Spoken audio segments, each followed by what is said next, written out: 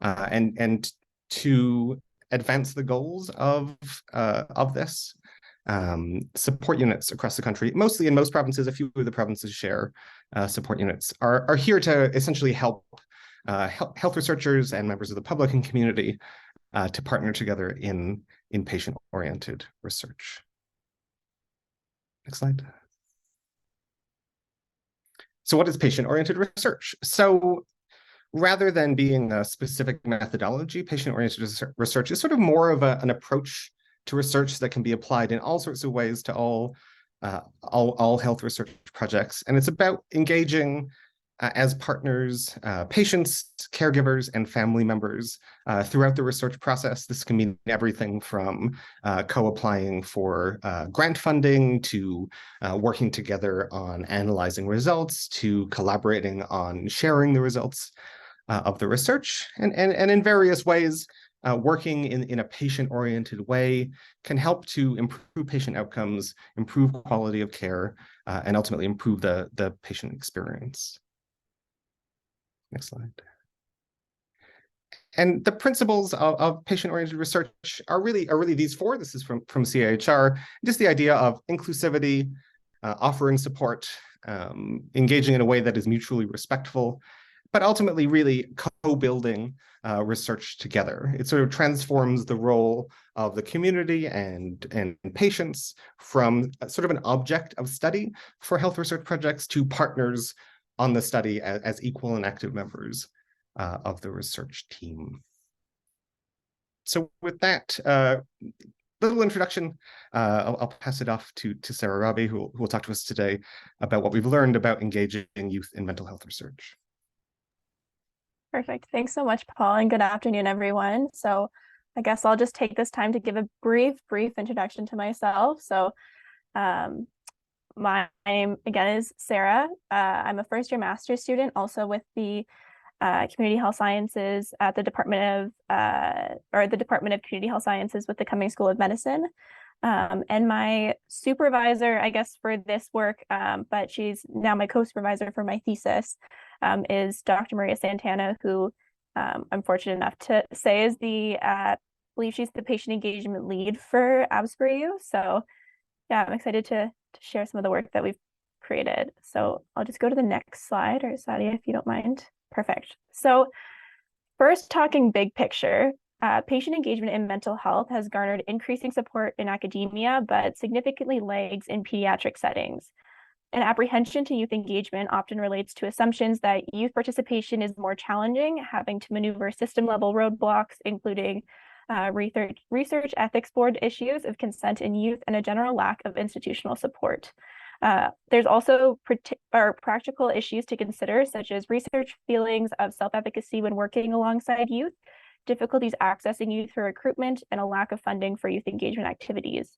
In fact, engaging youth in mental health research might be more challenging than alternative areas of health research, and that's because there's a perception that youth with lived experiences of mental health concerns may be reluctant to get involved in research because of past issues experiencing stigma in either their community or within healthcare settings that could seed mistrust. Engaging in research might also require youth to disclose their mental health concerns to their peers, as well as from the researcher's perspective, they might be reluctant to involve youth with mental health concerns because they seem or because they're seen as vulnerable, and that engagement activities could put their well-being at risk. However, youth engagement in mental health is vital. As I'm sure you all are very familiar with, youth mental health intervention services and policies are currently undergoing redesign to respond to the increasing demand for services. Youth engagement, or there's an acknowledgement that youth engagement contributes to increasing services that are relevant and accessible to the patient population. So transitioning now to the actual study. So next slide, please. I'm particularly excited to be able to share some of our findings of our paper entitled Engaging Youth in Mental Health Research, a Systematic Review.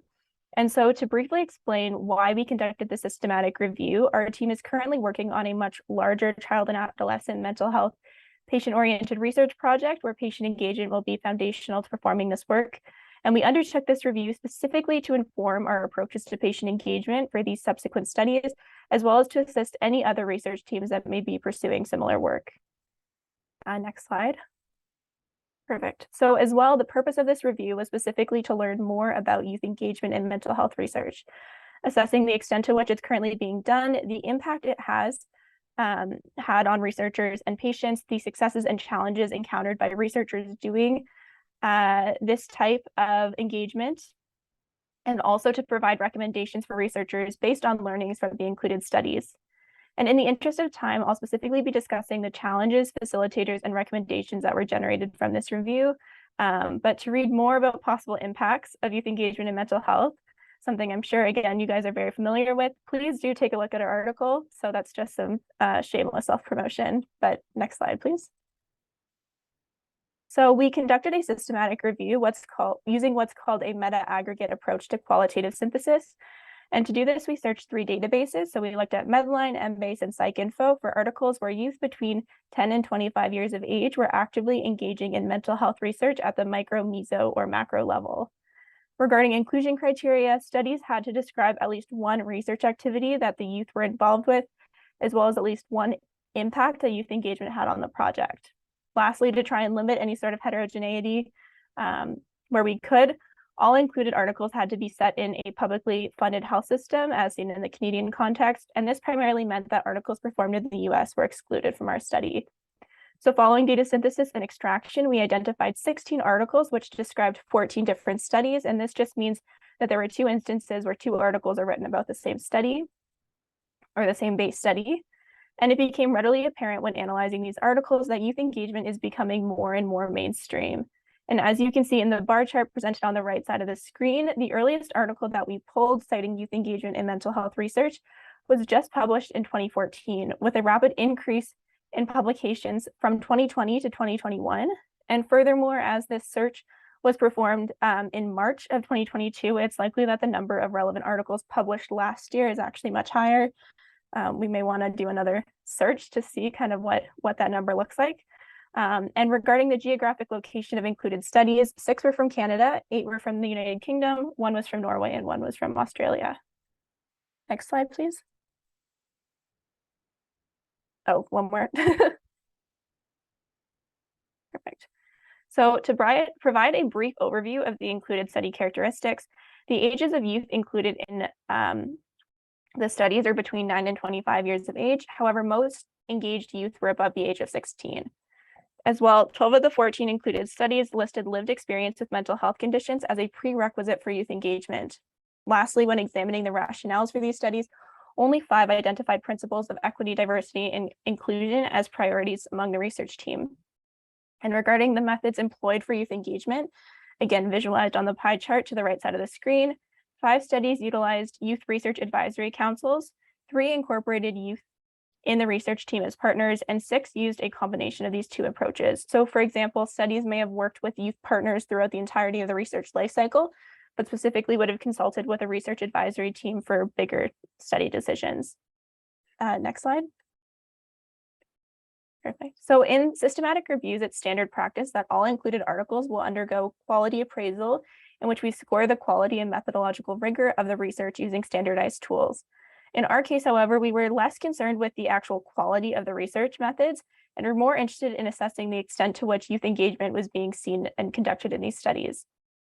So due to a lack of existing tools that evaluate the quality of youth engagement in research, we elected to describe youth involvement in 2 ways, using both the Innovate research model, which you see on the screen right now, and the CIHR's research lifecycle model to structure our analysis. And I'll show that second model in a second.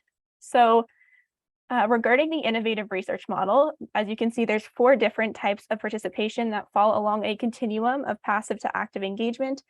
And among the 14 studies discussed, 6 fit into the criteria of consultation, in which youth would have provided feedback on research decisions, but they weren't directly involved in performing any of the research activities.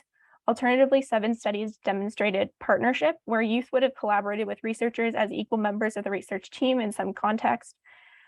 And then 1 study was actually deemed to be youth-led, whereby every stage of the research would have been driven by a youth researcher. Next slide. So after this, we recorded where in the research lifecycle youth were actually being engaged using the CIHR's key stages in the research lifecycle. So as you can see, all 14 studies engaged youth in matters of evaluation and quality assurance, while few utilized youth perspectives when conducting things like scientific reviews of the literature or when writing their ethics proposals. Next slide. So in terms of challenges to youth engagement that were reported in the studies, researchers commented that it requires more time and resources to build relationships, and that it could be challenging to recruit and retain youth researchers over extended periods of time. As well, if youth researchers were participating in a longer research study or in multiple studies over time, there was concern that the youth perspective might become more aligned with the adult researchers, leading to what they termed a loss of the youth voice. And I will just quickly add that I have some personal reservations about this particular challenge, but I'm happy to chat more about it in the question period if we have time. And lastly, a final challenge relates to navigating diverse perspectives and priorities within the research team. So for instance, there were cases in which adult researchers would prioritize rigor while the youth researchers were more concerned with issues of patient comfort. And this also relates to the inclusion of perspectives of youth from different backgrounds. Next slide. Thanks. So regarding the facilitators of youth engagement, we identified that the creation of safe and inclusive spaces for youth to share their perspectives was critically important, as well as the awareness and sensitivity of adult researchers to the power dynamics inherent to their relationships with youth. And in response to these considerations, other facilitators related to the building of genuine and trusting relationships between youth and adults, and having a dedicated youth engagement coordinator on the team. More practical facilitators were also discussed, including the provision of refreshments and appropriate compensation strategies. Next slide. Great. We also collected and consolidated the different recommendations that authors made surrounding youth engagement in mental health research. So to quickly speak to each of these recommendations, training should include education about the research topic, how research is done. Youth researchers should be given the opportunity to practice their skills prior to their project starting, and they should also be given training on recommendations or communication and leadership skills, with the amount of training and support gradually reduced as youth competency increases. As well, adult researchers should have training in trauma-informed approaches and cultural competency training to help in building these stronger relationships. Another recommendation is to be cognizant of the composition of youth researchers on your team. So consider the recruitment of several youth at the outset of the project due to difficulty sustaining youth involvement over time, and ensure diversity in youth representation when appropriate for the project. As well, incorporate a diversity in the level of prior research experience. Process-specific recommendations relate to engaging youth early in the research process to optimize their impact. Having a dedicated engagement facilitator, being strategic about youth engagement activities, having a flexible budget with contingency funds for unexpected research activities suggested by youth researchers, and constructing a built-in mechanism for asking for feedback from youth about the engagement process. In terms of meeting approaches, consultation meetings should provide opportunities for both written and verbal participation in the research process. As well, consider having youth co-facilitate your meeting. Sorry, I think I've had too much coffee. And then when seeking feedback, use case scenarios and examples to make abstract concepts more concrete. And lastly, hold pre-briefs and debriefs with youth researchers before and after research activities. The fifth recommendation relates to incentives, so including incentives like course credits and certificates of completion where possible, as well as providing compensation. Regarding agreement on expectations, it's critical to have consensus on team expectations ahead of the study's start date, and this may mean having a conversation about the objectives of the project and its expected impact, or may also entail establishing clear role expectations when collaborating with youth. So some of the relational elements that you should be aware of to reduce the power differential within the research team includes establishing a collaborative relationship early on and actually dedicating the time and funding for this relationship building, as well as demonstrating respect for youth and their impact by following through on their decisions and recommendations. And the last recommendation relates to the engagement conditions. So this includes considering ways of minimizing the potential for distress in youth, which may take the form of holding your meetings at community agencies that the youth are familiar with, or providing peer or professional support after the meetings. Last slide. Perfect. And so following data analysis, we held a consultation meeting with 3 youth between the ages of 19 and 24, all with previous experience engaging in mental health research. And this was done to try and situate our findings within the experiences of these youth researchers, as well as to include additional recommendations that may have been missed in our analyses. As well, the visual on the slide, which demonstrates the impacts of youth engagement in mental health research, was created by one of these youth researchers who has since been included as a co-author on this paper. And so key takeaways from this review were that youth are willing and capable of being involved in mental health research activities across the research life cycle. Youth engagement has many positive impacts on mental health research, with no reported negative personal impacts linked to their involvement in research. And this suggests that concerns about youth with mental health conditions being vulnerable doesn't seem to be a great reason to avoid youth engagement in mental health research. However, one big caveat to this last statement is that researchers whose articles are included in this review are the ones that are actually making an effort to engage youth already. And as such, there are likely are instances where youth engagement went poorly for the youth, but these might not be written about. And so this is just one thing to consider when reflecting on these findings. But I hope this was an insightful couple of minutes, and thank you all for listening. That's everything. Hi, everyone. I'm Tiffany Barbosa. I'm the Provincial Community Engagement for the Patient Engagement Unit at AbSPORU. Happy to be here. I want to talk about the community engagement and what is my responsibility across the province. Next slide, please. Yeah, part of my role is to build, not only build, but also maintain relationship with different levels of government, service provider, agencies, state communities, also with the Alberta Health Service system as well, and with academics across the province. Part of the next slide, part of the impact that we want to do, we strongly, as a patient engagement team, strongly believe in collaboration and partnership, understanding that is the only way that we can elevate Albertans' voices in health research. This collaboration and partnership will give us like a better results in everything that we are doing. That collaboration is totally important, because without this collaboration and partnership, we won't be able to raise Albertans' voices. And in this particular case, working with youth, it is an important and crucial collaboration and conversations how we can involve youth in mental health. We strongly believe in equity, diversity, and inclusion, and we are able to do so through these partnerships. It's about having the conversations. We already know that community engagement is not something that happens overnight.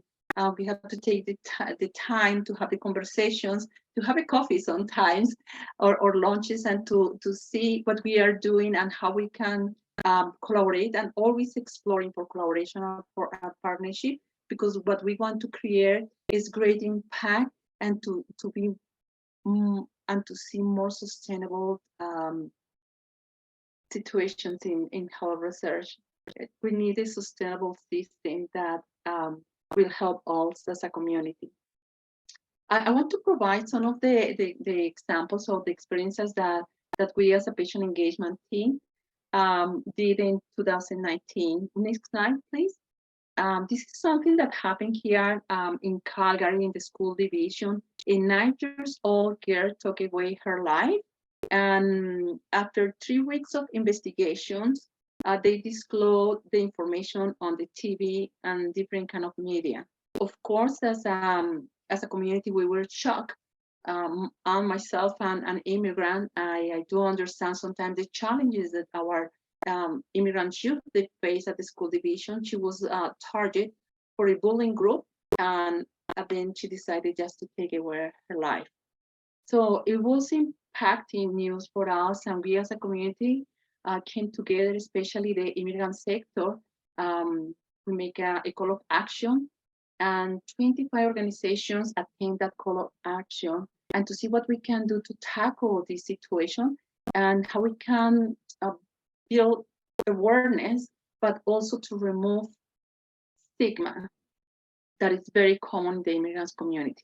Myself, I'm from Colombia, and in Colombia we don't talk about mental health. So it seems situations happening with a lot of countries, around the world. It doesn't matter if the families are already living here in Canada. Sometimes these stigmas that prevalent as a cultural thing. We came together and we created United Voices. United Voices, as I mentioned before, is part of this call of action. We came together, we have conversations, and we decided, well, we have to do something. So after 3 months, having our first conversation happened in June 2019, and in October 2018, we were launching the first summit for immigrant youth mental health here in Calgary. We have, of course, the direction and expertise of the Mental Health Commission of Canada, Fiona Hodges, who is in charge of the West Canada, and her great direction helped us to put things together on this summit. We were happy to report that in 2019 we have 260 youth attending this event. And without the support of these organizations working together, we will have the option to see this amazing experience with the youth learning about mental health and how they can remove stigma as well. So it was an amazing experience. In 2020, we were a bit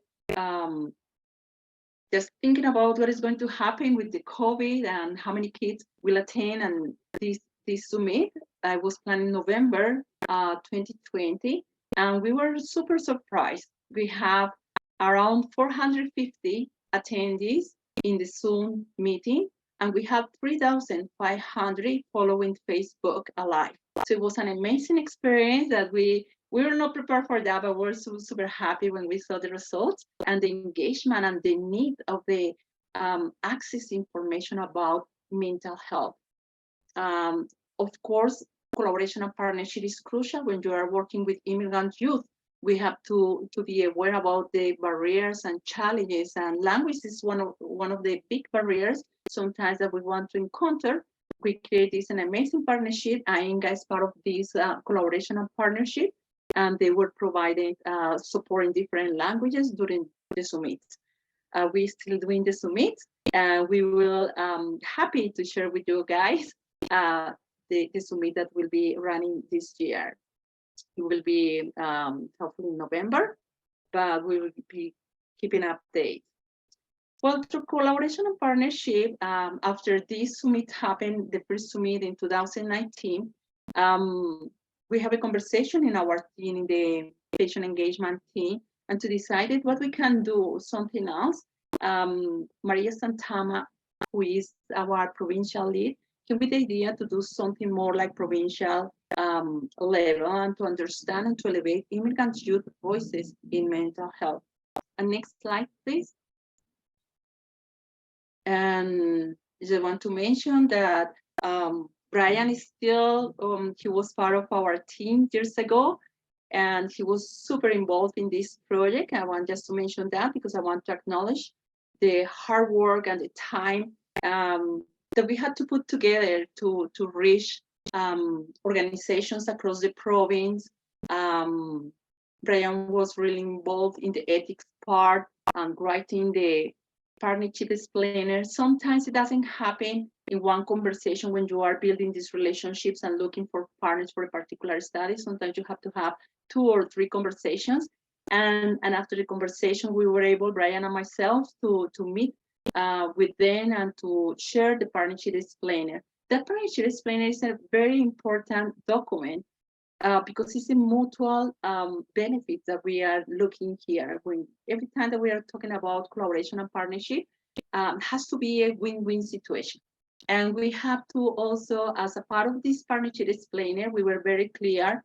Brian was able to put together, the demographics, the youth from 15 and plus. Ethics will be ensuring that we will have a consent form, then we can really ensure that the youth, they are not younger or under 15. It was also explained that we will share logos and acknowledge partnership and collaboration. it was part of our deal. Some of the organizations, they are more focused about memorandum of understandings. We have to do that with some of the organizations across the province.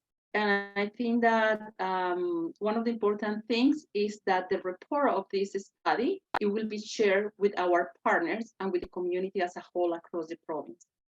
Through this collaboration and partnership, we also did an overview looking for materials, posters, and having this conversation, exchanging and looking for the logos to ensure that we are going to have a successful recruitment across the province, not only in urban, but also in rural and remote Alberta. That experience, it was an amazing, the support that we got from our partners recruiting youth. Unfortunately, it was COVID at that time. We were planned to go outside and to have these workshops to collect the questions. And Farwa will explain in detail the study. I'm just more focused about the community engagement part. But having the conversations and to seeing the youth, we were not able to travel or to do anything. And it was like, it took a little more time than we expected to do the workshops online. As I mentioned before, one of the main things as a part of this partnership is the acknowledgement of the collaboration and partnership. I think that it takes a village to have all these community coming together and understanding the need to work together. Most of the organizations, they are really interested, but that is part of also our explainer, is that the results will be used for develop strategies in municipalities, and it will serve as a developing better programming or more assertive programming for immigrant youth and mental health. Service providers are really interested to know the results as well to support better the youth population across Alberta. Here are our partners, and we have partners from urban, rural, remote Alberta, from different ethno communities, as the Chinese community. We have big players as United Voices already is 25 organizations, plus all these across Alberta. Has been an amazing experience to work in collaboration and partnership. Farwa is going to explain in detail the methodology and the study. Thanks. Thank you, Tiffany. I'd just like to introduce myself. My name is Farwa. I'm finishing up my master's, and I will be presenting you the study that I did for my master's. So what we're doing is looking at what matters most to young immigrants living with mental health concerns, and this is a priority setting that we're doing in Alberta. Next. So there's been a lot more discussion about mental health in the current few decades than before. And we do know that before the age of 25, 75% of youth at the time experience some symptoms of mental health issues. And in Alberta alone, 74 youth under the age of 24 died of suicide in 2021. And interestingly, yesterday I got an email, like a newsletter from the university talking about the recent updates. And there was actually a study that said the emergency department visits for attempted suicides rose globally among youth during the pandemic. So mental health is a big issue that we need to cover. And youth make up 19.2% of the Canadian population. And within that, 37.5% of these Canadian youth belong to immigrant families. So that's a big cohort. Next. So why are we looking at the immigrant mental health cycle? It's a little bit more unique or different than like a Western model.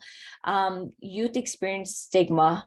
It leads to low esteem, leads to fear about talking about their mental health, leads to them segregating themselves or their peers segregating them, which leads to further depression, and the cycle continues.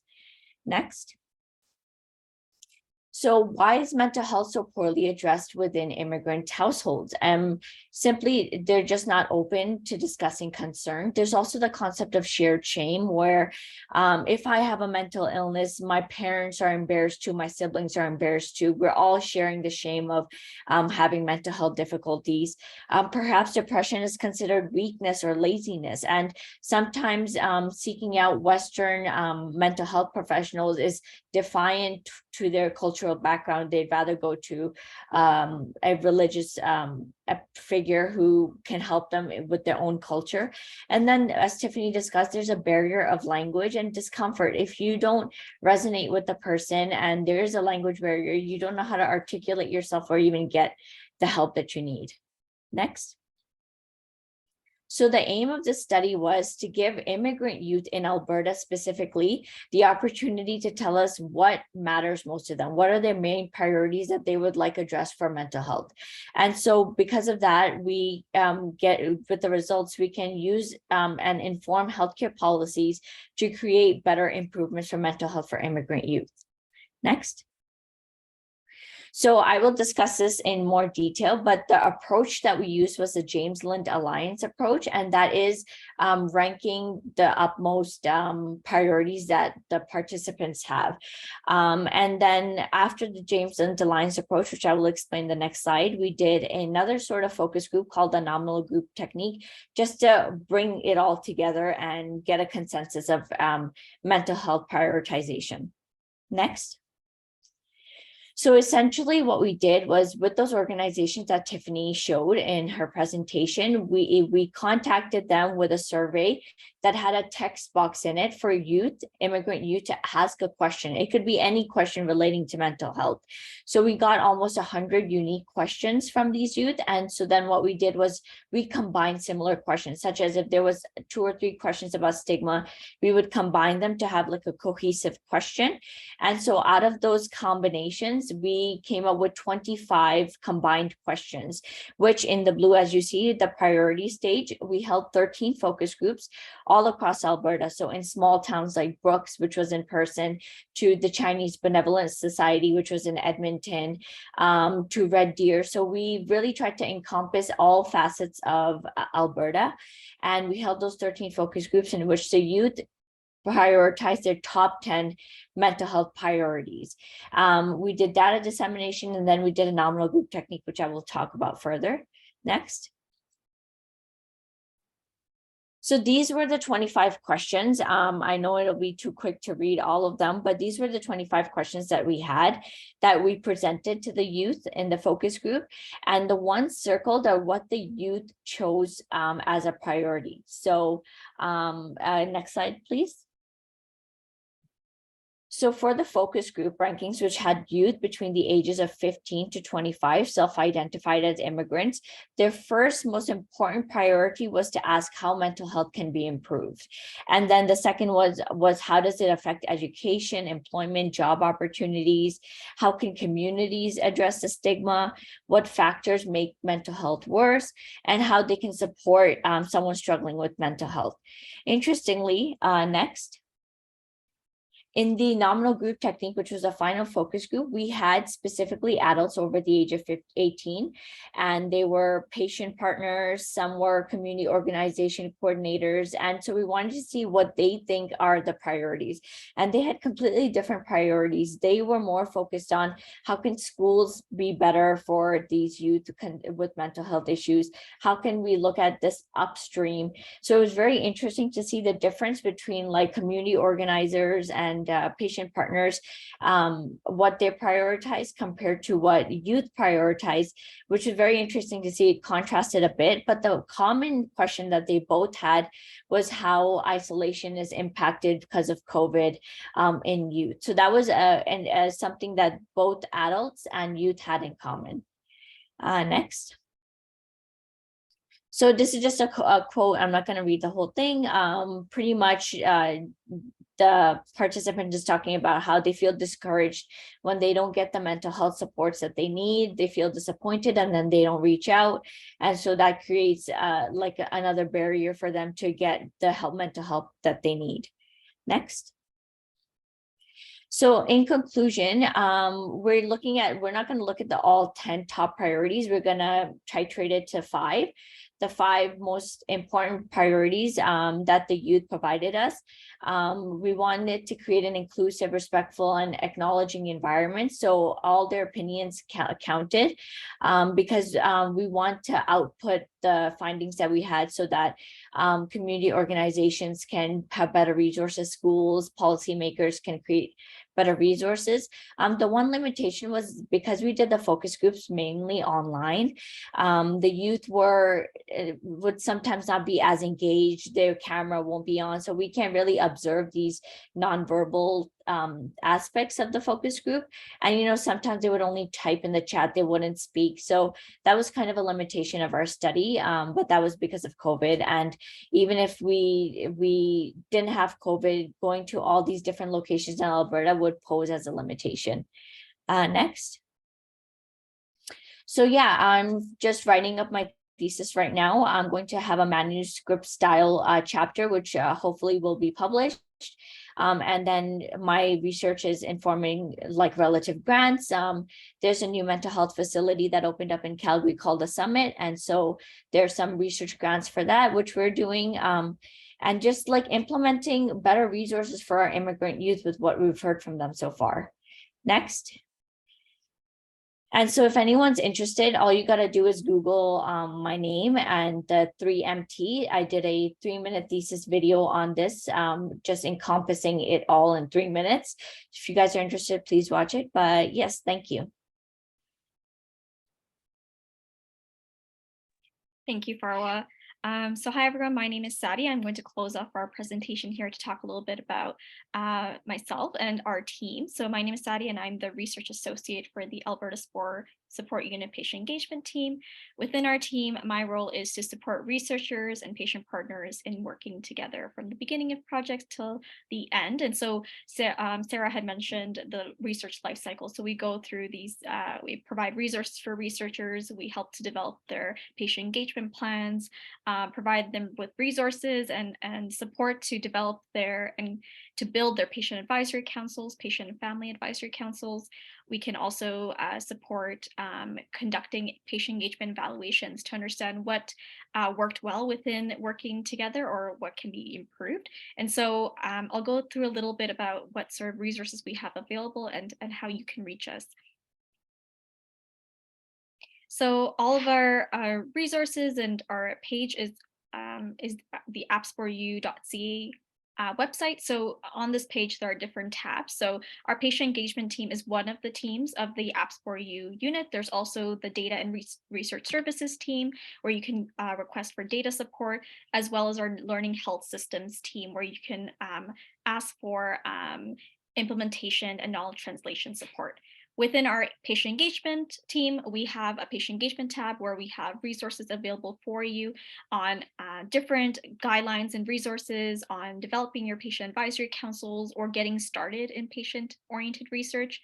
You can also formally request for services as well in the research services tab, where you can fill out a PDF to give us a little bit more information about what your project is and what type of support you're looking for. And afterwards, we set up a consultation with you to kind of get more of an idea and to share feedback for you for your project, as well as provide any answers to your questions and how best we can support you throughout your project and build a collaboration there. So it's easy to access through the absporu.ca website. You can also email us directly as well if you want to reach us directly to our patient engagement team.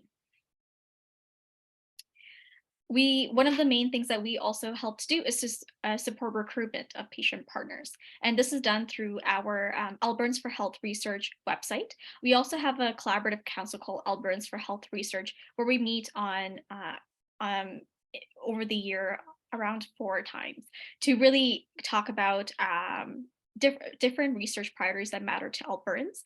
And so within our Albertans for Health Research website, this is where we post opportunities from researchers on how on their project. So on the right hand side is what you'll see is an example of an opportunity. We lay out the background of the research. Here we really stress the importance of laying out a lay abstract of the research so that it's easy to read and that can be shared widely.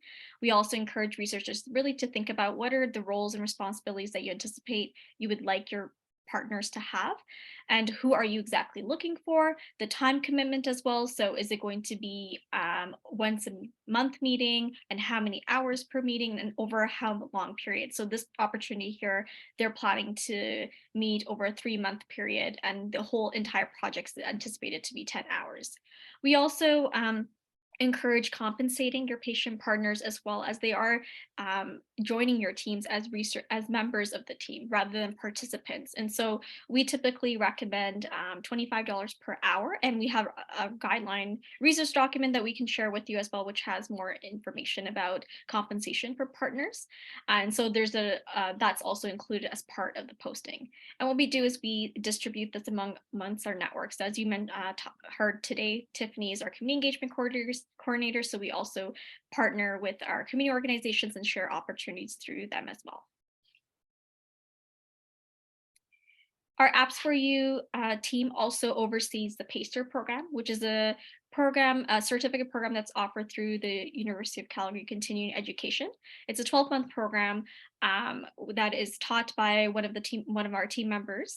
And what happens is sponsored teams of 4 to 6 students. So these can be patient partners, community members who have similar lived experiences or are supporting individuals with lived experiences. They come together to learn participatory health research methods. They have their own team in terms of the research topic, and they design, develop, and carry out a student-led peer-to-peer qualitative research project on a topic that matters to them. They're also sponsored by usually an academic team. So it could be a University of Calgary research team. It could be another institution research team as well, or it could be Alberta Health Services. Those have been the typical sponsors of this program specifically. By the end of this, they gain the skills needed for patient and community members to actively engage in research opportunities, and we typically share our opportunities, any research opportunities that come by us, directly to them as well, in case they're interested in developing their skills and being more actively involved in patient advisory councils or in co-conducting research projects with researchers. We also have available resources on our website. So this includes our journal club presentations. So we do a monthly journal club where we invite researchers to talk about their papers, and also patient partners as well who have been involved in those projects. And so we have all the recordings from our patient engagement journal clubs. You can also reach out to us if you'd like to join the next journal club. They're available online through our AbSPORU website. We also do a podcast as well where people come. It's usually patient partners, researchers, clinicians who share their experiences of working together and tips and tricks for other researchers as well. And you can also search us on our Twitter and Facebook page as well if you want to see a little bit more about what we share and what resources we have available. There are many different researchers who are out there doing patient-oriented research with youth. And so just wanted to highlight some of the publications that are out there. They've also been invited to take part in our journal club presentations as well. So you can also view the recording of their presentations online. One of them by Dr. Lisa Hawk and Lisa Hartling as well, in developing a parent advisory group to inform research program for novel translation in child health. So in conclusion, as you've heard from our team members here, patient engagement is really a powerful way to improve research outcomes, make research outputs more meaningful for patients, and to strengthen health systems. Within Alberta, we're using patient and community engagement strategies to make sure that the benefits of patient-oriented research can be enjoyed by all Albertans. And also, we wanted to highlight that you're not alone. Our team is here to help and to support your patient engagement efforts. So if you are a researcher who is new to patient-oriented research, or maybe with some experience, feel free to reach out to us. If you are a patient partner who's wanting to be engaged in health research projects, feel free to reach out to us as well. We have many ways of connecting patient partners and researchers together and to build those collaborations. Thank you so much for listening to our presentation. We're happy to take any questions right now. We have Matt from our team as well, who's helping to field any questions. You can leave them in the chat or unmute yourself if that's easier. Just like to acknowledge our team here and that we're jointly funded by CIHR and Alberta Innovates.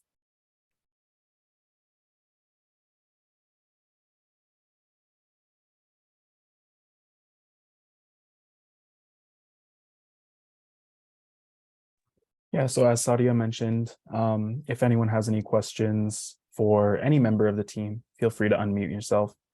Feel free to type it in the chat and we can look to respond to those as best we can.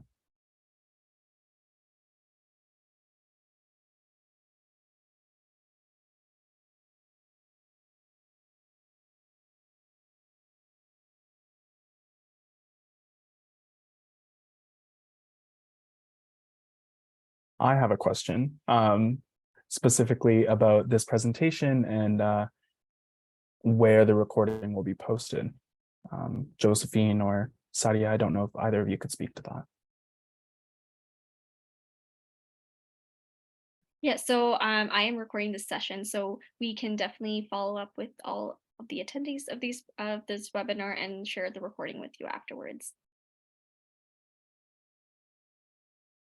And we have a question in the chat about the slide deck, just asking if participants will also be getting the slide deck that we presented today.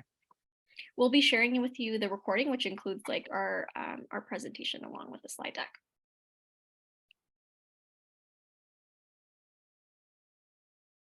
And there's a question from Josephine about funding and asking if there's funding available for patient-oriented research, I'm assuming, through Alberta AbSPORU. So yearly, we do have an AbSPORU studentship award that students have to apply for, and it can be any students of any year for a master's or PhD program. And so there's an application. So if you're just starting, or if you're in the middle of your program, you can apply for this funding to do to carry out your thesis. Within our AbSPORU patient engagement team as well, for those who, we have an accelerator award for those who are starting off their patient engagement efforts and may not have maybe some funding available to do this. And so it's a starter award. So it's very small and it's meant to help compensate your patient partners who are applying to engage in your project. And we work with you to develop your plan, to work on your timeline and to budget accordingly as well. And it's about a $500 starter award that we have available. And this one we don't advertise online. We rather that any students, any patient partners, or any new clinician researchers reach out to us directly and talk about and to ask questions about the award and to work with us in developing your project. The deadline so we accept this on a rolling basis. So it's really, there's no deadline for the Accelerator Award. So feel free to reach out to us if you are interested in applying, and we can meet with you to chat more about your project.